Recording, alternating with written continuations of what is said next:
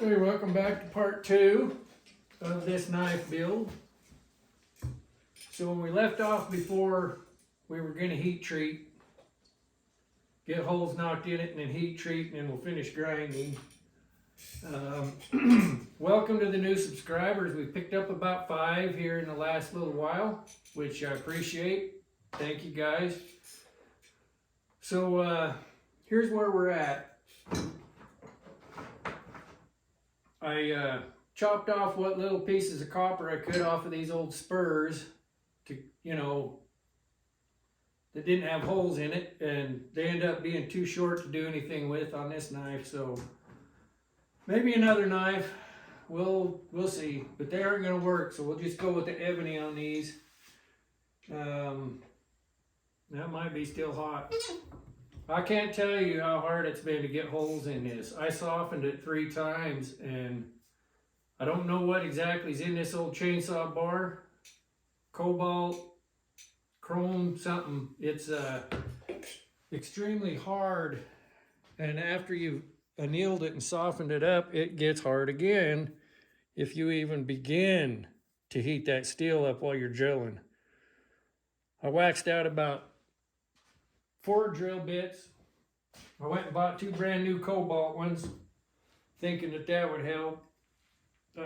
Not so much. They wouldn't drill it either, so ended up, we did have some holes in it, but I couldn't get them opened up big enough to accept our little Kirby bolt. So I ended up having to put the the diamond cutter on a Dremel. And we finally got those worked out, so I'll kind of show you how these work. We got this tiny little guy here. This is just a threaded sleeve, and it's got a screw that goes in it. You pop them turkeys in there like that. Then you put the screw in the other side, and that will be a nice mechanical connection for our handle scales. So now we're to the point we're going to heat treat. We've got our bevels in there really good. You'll see the tempering lines there from heating that handle up, trying to get it soft, and wow. I don't know if you could say we actually ever got it soft. It would start to drill and then just squeal a bit, boom, just that quick. So,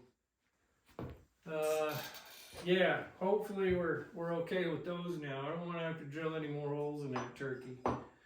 I'll shut you off. We'll get the forge set up. We'll get our oil quenching tank out, and we'll heat treat this turkey. Hang tight. All right, just real quick, I'll show you what we're doing here. I want to have a straightening jig ready when we get done. So, piece of angle iron, another piece of angle iron. We'll slap that turkey on there. And I want to have my clamps set up pretty close to where they need to be, so we're not messing around with this when it's hot. Get that turkey up there. Doesn't have to be super tight, just enough to hold that blade straight.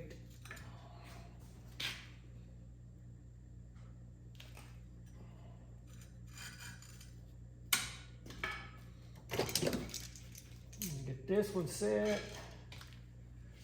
So if I remember to put it in here the way I've got it, I like to set the spline or the spine of the knife where it's still flat back here, where I can get a hold of it. That edge isn't going to warp. If it does, we're still grinding on it anyway. So see how that's rolling back now?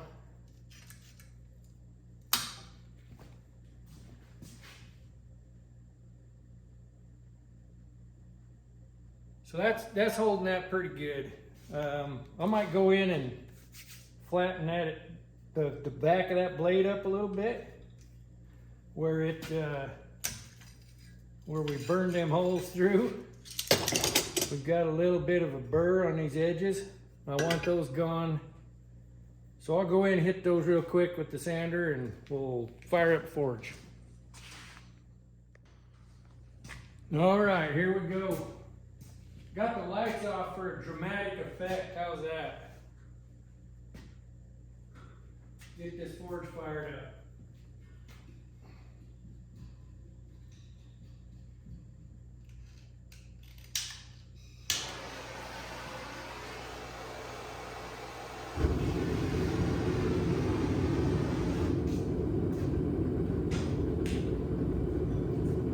Well, that's warming up a little bit.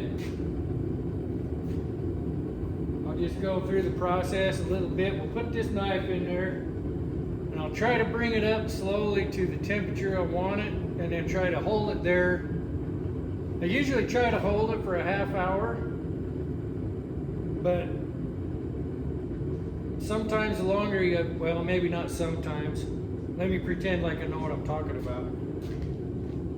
The longer you hold something at temperature, depending on that temperature, if it's above or below critical, it causes grain growth, which is it's a bad thing in the knife world. You don't want large grain in your crystalline structure in your knife. So there are different theories when you're not messing with precise temperatures. So I think just now I've decided what we're going to do. We're going to put this turkey in there. We're going to bring it up to temperature. We're going to hold it for about 5 minutes. And then we're going to quench it. Because this guy's hard no matter what I do, it seems like. So that's what we're going to do.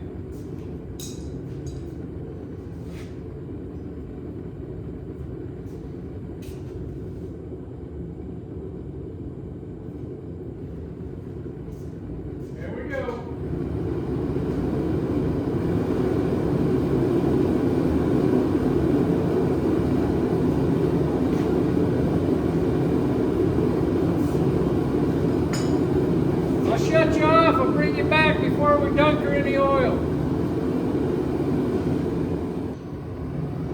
Okay, so we're pretty darn close. We can dunk it anytime. I turn the lights back on. Actually, the reason I turn those lights off is so that I can see the color better. You get a truer color of the temperature. So, I think we're ready. Check it, make sure we're heated beyond magnetic. We're good.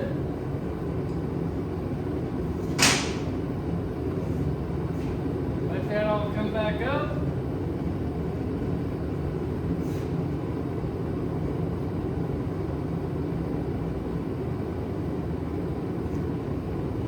Make sure you guys be able to see the smoke show. Oh, just barely. Let's adjust you a little bit.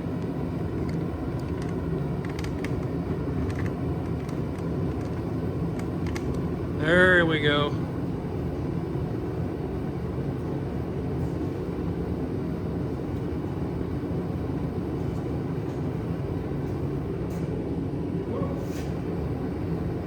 Better get a little different hold on that. I won't be able to get it all the way in there.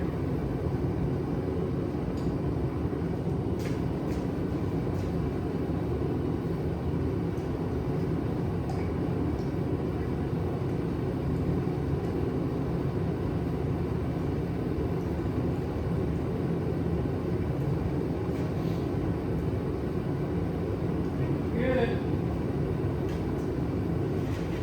Almost dropped it. That would have been horrible. Horrible.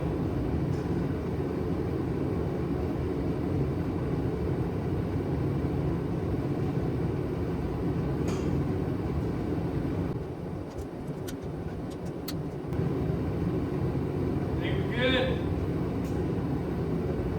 Hopefully you guys saw the clamping because that was so exciting. I'll bring you back. All right, we've cooled down a little. Yeah, I can hold it. We show you what we ended up with here. A really black knife.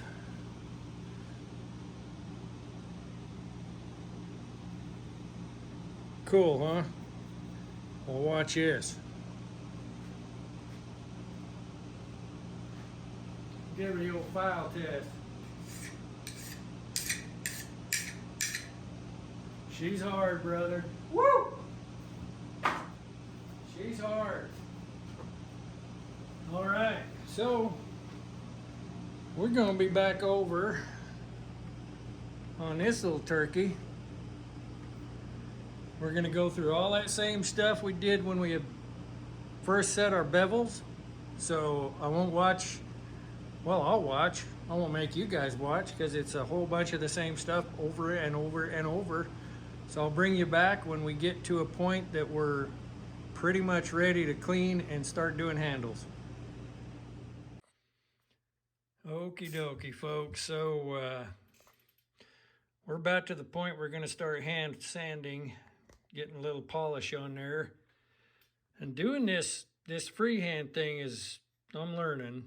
We've lost our bevel line a little bit. You see where it's going up there? And before we had it coming down more like this, and yeah. It's not quite symmetrical. I mean, I'm okay with it, but it's not what I wanted. But I'm going to stop grinding on it before we mess it up even more. So flip it over. You can really see it on this side. We got a little crisper line on this side, but it's still not exactly the bevel we were shooting for. We got good plunge lines. So yeah, I'll bring you back. We'll have some hand sanding done and see where we end up. Okay, here we go. This is at 200. That is way too bright. You can see those scratches. Got to get all those scratches out and then change grits. Oh, so much fun. Okay, here's an update. So up here on the flat, that's hand sanded to 220. And this is actually that Scotch-Brite belt. And let's go. Gotta unplug you. Can't remember what grit it is. The brown is 60. So we're going for a satin finish. You tell me. 60 grit, 220. So I think we're not going to hand sand this one. And one of the reasons is I'm still learning how to do the freehand. I'm still learning how to do it with a jig. You know, this is totally a learning experience, but I can see from this example on this knife, we're going to just do the Scotch-Brite. So I'll work that up through the grits. I'll show you in between each grit. I'll start on the other side of this, which is that. We'll do the 60 grit, and then we'll work our way up. And I'll show you in between each one so you can see how we're going. Alrighty, so that's the brown, which is 60 on the flats and the bevel. We're going to move up to the red, which is the 80 to 120. And I really like it. It's less work, and it is definitely going to be a different result than if we hand sanded all that with blocks. But we're not shooting for a polish on this one anyway, so that's what we're going to do. I'll bring you back. Okay, there was the 80 to 120. Now we're going to go to the 120 to 180, I think is what it is. It's looking good. There you can see some of those. Still got some scratch marks in there. That's par for the course. All right, that's the 220. That's where we're going to stop. I don't know if those transitions are really showing up for you guys. They're still a little scratchy in there. Not bad. Darn sure not polished.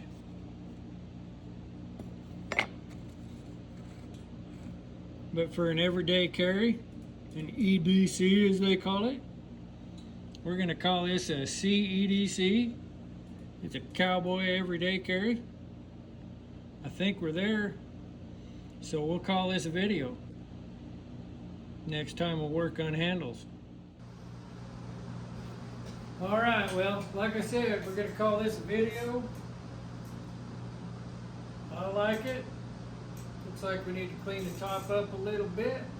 We got to do that anyway, so. All right, next video we'll work on handles. Where'd I put them? Oh, here we go. Ebony scales. So appreciate you guys all coming along for the ride. Hope we got a little bit of learning done. I know I did. It's always a learning experience for me out here when I'm doing knives. I'm still real new at it. 6 months maybe, so. Do appreciate you coming along. Like I said, appreciate the new subscribers. And hey, go out and get you some. And while you're at it, be kind. Thanks, love y'all.